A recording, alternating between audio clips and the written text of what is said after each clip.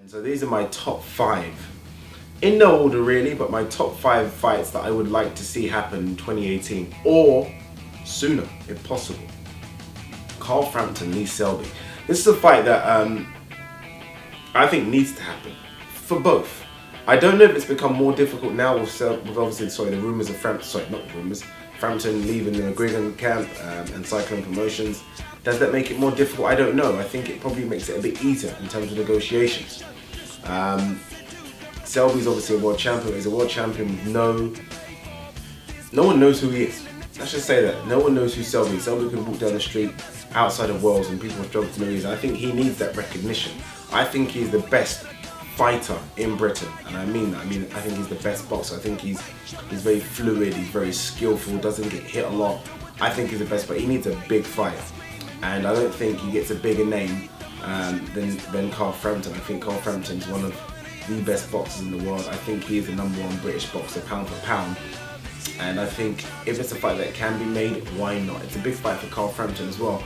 It's a chance for him to become a world champion again and getting Lee Selby's IBF belt. That's a fight I definitely want to see. Who wins it? For me right now, Selby wins. But you never know. Look, Carl Frampton's tough. He's only been beaten by Leo Santa Cruz, so there's no shame in that. Leo Santa Cruz is a top fighter. Is Lee Selby as good as Leo Santa Cruz? I think so. But styles make fights, and I think this will be a fantastic matchup. George Groves, Callum Smith. Bit of a strange one, but I really do want to see this fight. This fight really was supposed to, what was talked about maybe about 2-3 years ago when George Groves got beat by Carl Froch, and then he had that fight against Rebrassi. And he didn't look very good against Rebrassi, and immediately people were saying Callum Smith was smashing. Callum Smith was on this little run of knocking people out, fringe people, Rocky Fielding, those types of people. He then fought Rebrassi himself, didn't look too great. But everyone again was like thinking, look, Callum Smith, that next guy, that next elite super middleweight, and that run of good super middleweights we've had, and George Groves is almost on the way down. It's kind of turned around a bit right now. George Groves is definitely not on the way down. He's still very much there. Obviously, now him being a world champion, and Callum Smith's entered the Super 6. So there's a good chance they could meet in the World Boxing Super Series. I call it Super 6, but you know what I mean.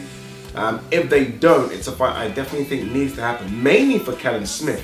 I think his stock has gone down just a little bit.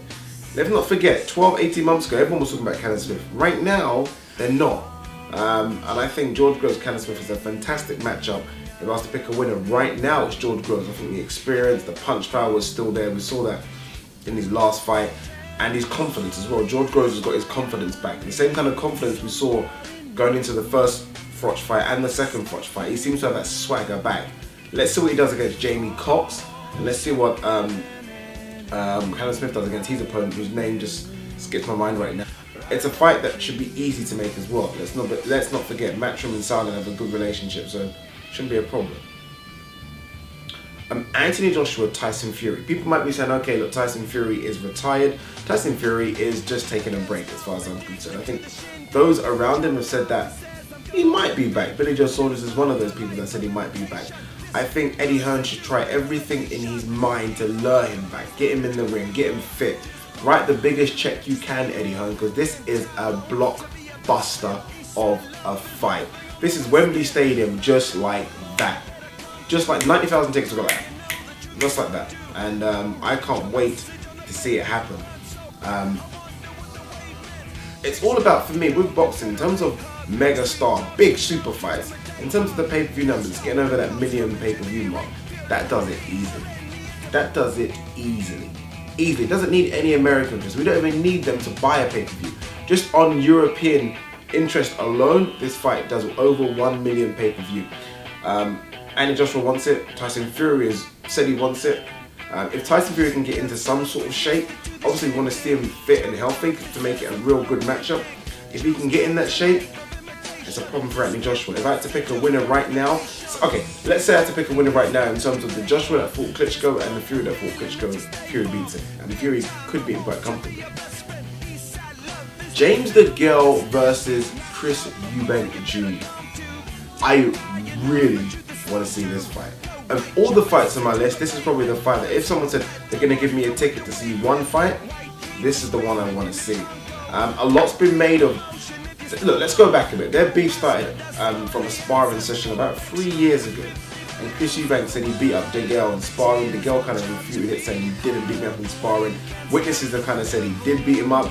Now Chris Eubank has stepped up to the 168 division. He's got a fringe title, the IBO world title. James DEGALE has the IBF world title. James DEGALE definitely has more miles on the clock now. It's been a really tough fight, especially the Badu Jack one. He himself said he's only got maybe 2 or 3 fights left. Will one of those 2 or 3 fights be Chris Eubank Jr.? I think it has to be. Let's be honest, James DEGALE was begging for Carl Froch. Carl Froch didn't give him the fight. Chris Eubank's kind of doing something similar now. I think it's a fantastic fight. I believe, and James DEGALE mentioned this, I don't know if Chris Eubank will fulfill his obligations to stay in the WBSS. I think he might jump out after 1 win. And if he does, it has to be for a reason. That reason could be an all-British blockbuster against James DEGALE. This is a bit of a strange one. It's a fight that I think makes sense for the area of Manchester. It's a fight that I think still has something to offer. Would have been better maybe 8 months ago, 9 months ago, but still has something to offer, and that's Anthony CROLLA versus Terry Flanagan. Obviously, Anthony CROLLA's got Ricky Burns coming up. That's his first thing in his mind, and Flanagan could have Video in his future. But if they can both get through those, why not? An all-Manchester derby between 2 people. And it's not just those, it's because of the beef between Frank Warren and Eddie Hearn. That's what I really want to see. I think this will be a fantastic matchup. Both of those people, both of them don't have a backward step. They both come forward, they both fight in the pocket. Be a good one to see really who is the best 135er in the country. Right now it is Flanagan, but let's be honest, CROLLA's only lost to Linares recently, and there's no shame in that. Linares could beat Flanagan as well. So I can't wait to see that. That's my 5. My extra one, I didn't say I had an extra one, but I do have an extra one. My extra one that I really wouldn't mind seeing, just because I think it's a fan-friendly fight, and the press conference alone would be fantastic. Dillian Whyte, Tony Bellew. There's been a bit of up and back and forth of these two so far. Tony Bellew has not really said much, but Dillian Whyte said, look, I want Tony Bellew, give me Tony Bellew. Dillian Whyte can't really get a fight right now. Tony Bellew is almost in the same position as well. He can't really get a fight right now. I don't know how well the negotiations for the rematch with David Haye are going. If they're not going very well, why not Dillian Whyte? Why not Dillian Whyte? Why not face a guy that is a live heavyweight and not David Haye, who's kind of a part-time heavyweight as far as I'm concerned? Tony Bellew can bring it as well. Press conference for this one would be off the chain. You could sell tickets for it. So those are my 5 plus 1. If I've left anything out, is there any other matchups you want to see? There's kind of ones that spring to mind, the likes of Kelly Fire against Butler. But Butler lost to Tete, so that kind of died down for me. Maybe a few others, but those are our main 5 plus 1. Let me know what you think.